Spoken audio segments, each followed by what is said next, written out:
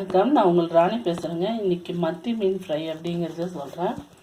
மத்தி மீன் ரொம்ப ரொம்ப நல்லதுங்க உடம்புக்கு. இதில் ஒமேகா 3 இருக்குது, ப்ரோட்டீன் அதிகமாக இருக்குங்க. முக்கியமாக ஜென்ஸுங்களுக்கெல்லாம் ரொம்ப நல்லதுன்னு சொல்கிறாங்க. இது மாதிரி வாங்கி செஞ்சு கொடுங்க. வீட்டில் பசங்க இருந்தாங்கன்னா ஃப்ரை மாதிரி கொடுக்கறதுனால சாப்பிட்டுக்குவாங்க, வேண்டாம்னு சொல்ல மாட்டேங்கிறாங்க. நான் இன்றைக்கி டீப் ஃப்ரை பண்ணாமல் ஷாலோ ஃப்ரை தான் பண்ண போகிறேன். ஆனால் அதுவே நல்லா தான் இருக்கும். அது இப்போ எப்படி செய்யுதுன்னு சொல்கிறேன். மீன் 1 கிலோ மீனுங்க மத்தி கழுவி க்ளீன் பண்ணி எடுத்து வச்சுருக்கேன். இதெல்லாம் பார்த்திங்கன்னா அது உள்ளே இருக்கிற சதைங்க தான். இதெல்லாம் ஒன்றும் பிரச்சனை இல்லை, சாப்பிட்றது தான். இப்போ நம்ம மிக்ஸ் பண்ணிக்குவோம். மீன் மசாலா பொடி போடுறேன்.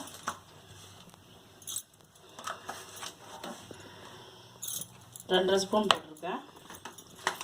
மீன் வறுவல் மசாலா, அது வெறும் மசாலா மட்டும்தான் இருக்குது. அதில் காரமெல்லாம் இருக்காது, தனியாக தான் நம்ம போடணும். எல்லாத்தையும் போட்டுட்டு முட்டை போடலாம். சால்ட்டு போடணும். சால்ட்டு போட்டு தான் கழுவி இருக்கிறேன், அதனால் பார்த்து கொஞ்சமாகவே போடுங்க.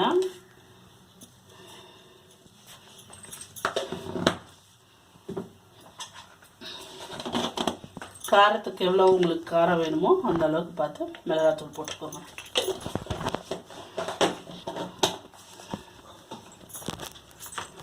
இது கூட நான் இஞ்சி பூண்டு பேஸ்ட்டு சேர்ப்பேன். 1 ஸ்பூன் இஞ்சி பூண்டு பேஸ்ட் போடுறேன்.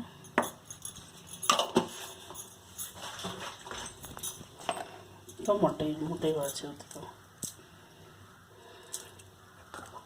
2 முட்டை எடுத்துருக்கேங்க. ஏன்னா நம்ம தண்ணி சேர்க்குறதில்ல, முட்டை மட்டும்தான். இந்த மசாலா நல்லா மிக்ஸ் பண்ணி அது கூட மிக்ஸ் ஆகணுங்கிறதுக்காக 2 முட்டை எடுத்துருக்கேன்.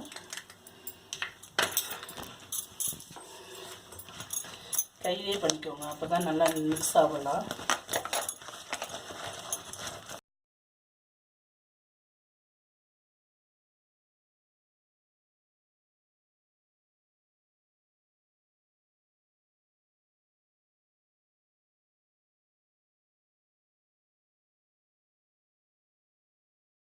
பாருங்க, நல்லா மிக்ஸ் பண்ணிக்கோங்க. பண்ணிவிட்டு மீனையும் போட்டு நல்லா மிக்ஸிங்.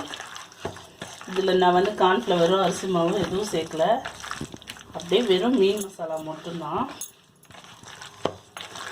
இது ஒரு டேஸ்ட்டாக நல்லாயிருக்கும், மனமாகவும் இருக்கும். ஆனால் இது மாதிரி மேக்னேட் பண்ணி நீங்கள் ஒரு 2 ஹவர்ஸ் ஆகுது ஊறணும். ஊறினா தான் உங்களுக்கு அந்த ஃபிஷ்ஷோட டேஸ்ட்டு நல்லா கிடைக்கும்.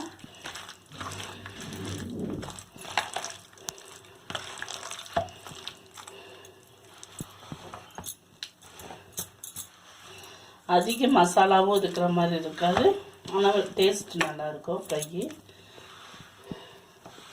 இப்போ நம்ம மிக்ஸ் பண்ணிட்டோம், ஒரு 2 ஹவர்ஸ் அப்படியே இருக்கட்டும். அதுக்கப்புறமா எடுத்து ஃப்ரை பண்ணுவோம்.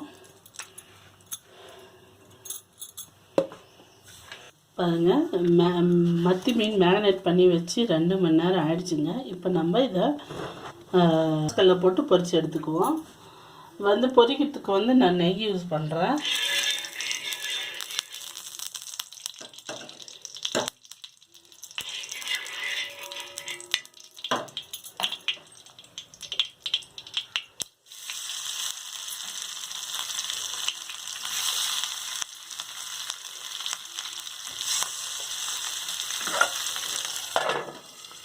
ஒரு லிட்டு போட்டு மூடி வச்சுருங்க. ஏன்னா அப்போ தான் என்ன தெரிக்கும், மேலே தெரிக்கும்.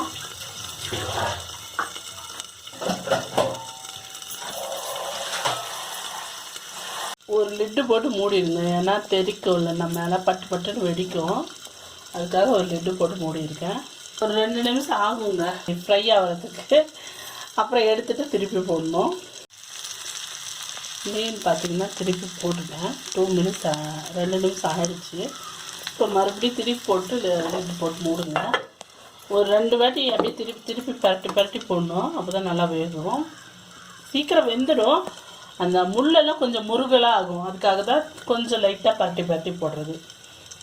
ஒரு அடுப்பு கொஞ்சம் மீடியம் ஃப்ளேமில் வச்சுக்கோங்க, இல்லைன்னா அடி கருகிடலாம்.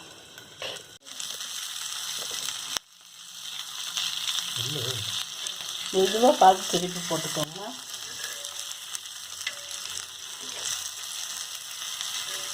வெந்துடுச்சு, அதனால தான் உடையுது.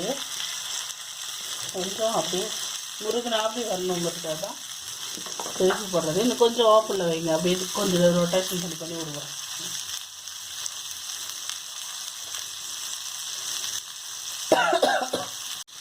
கொஞ்சம் நல்லா ஃப்ரை ஆகிடுச்சுங்க. இப்போ இந்த ஸ்டேஜில் ஒவ்வொரு பீஸாக நீங்கள்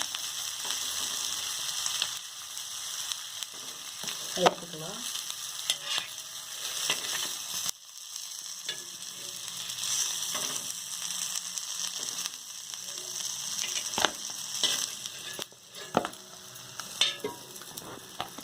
நல்லா சூப்பராக டேஸ்ட்டாக வந்துருச்சு முருன்னு.